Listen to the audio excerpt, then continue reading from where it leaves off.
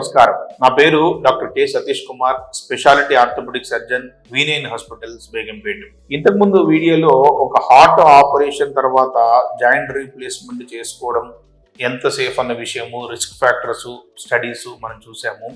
ఈ వీడియోలో అసలు యాంజియోగ్రామ్ అయిన తర్వాత కానీ, స్టెంటింగ్ అయిన తర్వాత కానీ, ఓపెన్ హార్ట్ సర్జరీ అయిన తర్వాత కానీ జాయింట్ రీప్లేస్మెంట్కి వెళ్ళడానికి ముందు మనము ఇంట్లో కూర్చొని అసెస్ చేసుకోవాల్సిన రిస్క్ ఫ్యాక్టర్స్ ఏమిటి అనేది మనం చూసుకున్నాం. ఎందుకంటే మనమే కొంత రిస్క్ ఫ్యాక్టర్స్ని కానీ అసెస్ చేసుకుంటే, ఇంట్లో ఉన్నప్పుడే దానికి సంబంధించిన ట్రీట్మెంట్లు తీసుకుంటే తర్వాత చేయబోయే ఆపరేషన్ సక్సెస్ రేటు బాగా పెరిగిపోయే అవకాశం ఉంది. సో హార్ట్ ఆపరేషన్ చేసుకున్న తర్వాత మనం చెక్ చేసుకోవాల్సిన రిస్క్ ఫ్యాక్టర్స్ ఏమిటి అంటే స్మోకింగ్, రక్తనాళాలలో గడ్డగట్టే గుణము, రక్తనాళాలు మూసుకుపోవడం.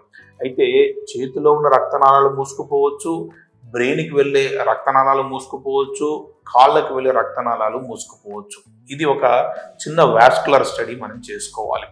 బీపీ ఎంత కంట్రోల్లో ఉంది, షుగర్ ఎంత కంట్రోల్లో ఉంది, హార్ట్ రేట్ ఎంత కంట్రోల్లో ఉంది, తర్వాత థైరాయిడ్ ఎంత కంట్రోల్లో ఉంది. ఇవి బాగా మనం చెక్ చేసుకోవాల్సిన ఇవి అన్నమాట. ఎందుకంటే ఒక మోకాలు మార్పిడి ఆపరేషన్ సక్సెస్ అవ్వాలి అంటే హార్ట్ ఫంక్షన్ ఎంత ఇంపార్టెంటో కాలుకు వెళ్ళే రక్త ప్రసరణ కూడా అంతే ఇంపార్టెంట్.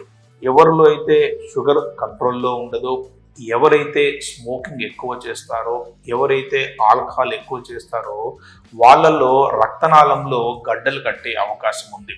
అయితే హార్ట్కి వెళ్ళే రక్తనాళాలు చాలా సూక్ష్మంగా ఉంటాయి కాబట్టి తొందరగా ఎఫెక్ట్ అవుతుంది, వచ్చే ఇబ్బంది చాలా పెద్దగా ఉంటుంది. మరి కాలుకి వెళ్ళే రక్తనాళాలలో బైపాస్ అయిపోయేసి కొల్లేటరల్స్ డెవలప్ అవ్వడానికి ఛాన్స్ ఎక్కువగా ఉంది కాబట్టి రక్తనాళాల విషయం అంత తొందరగా బయటపడదు అనమాట. సో ఆపరేషన్ చేసిన తర్వాత మళ్ళా ఆ రక్తనాళాల సమస్య వచ్చి కొంతమందిలో కాళ్ళు తీసేసిన సందర్భాలు కూడా ఉన్నాయన్నమాట.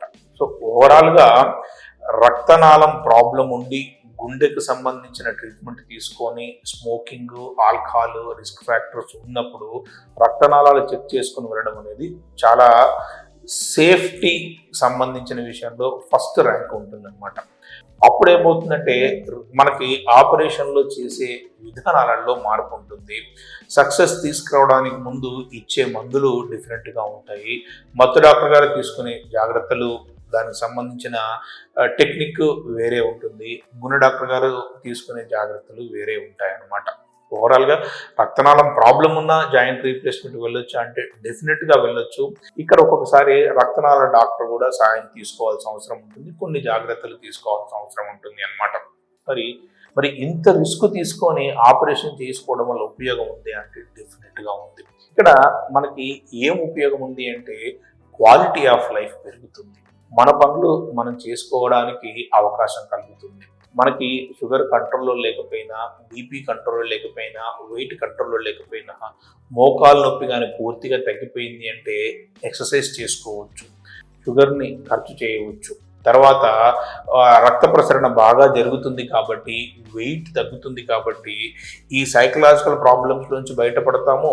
షుగర్కి సంబంధించిన మందులు తగ్గిపోతాయి, బీపీకి సంబంధించిన మందులు తగ్గిపోతాయి, మన సోషల్ కాంటాక్ట్స్ పెరుగుతాయి, సోషల్ లైఫ్ పెరుగుతుంది, పర్సనల్ సాటిస్ఫాక్షన్ పెరుగుతుంది, దానివల్ల క్వాలిటీ ఆఫ్ లైఫ్ పెరుగుతుంది.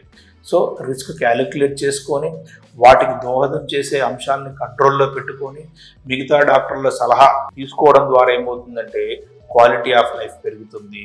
సో ఎంత పెద్ద ప్రాబ్లం ఉన్నా కానీ జాయింట్ రీప్లేస్మెంట్ చేసుకోవచ్చు అంటే డెఫినెట్గా చేసుకోవచ్చు.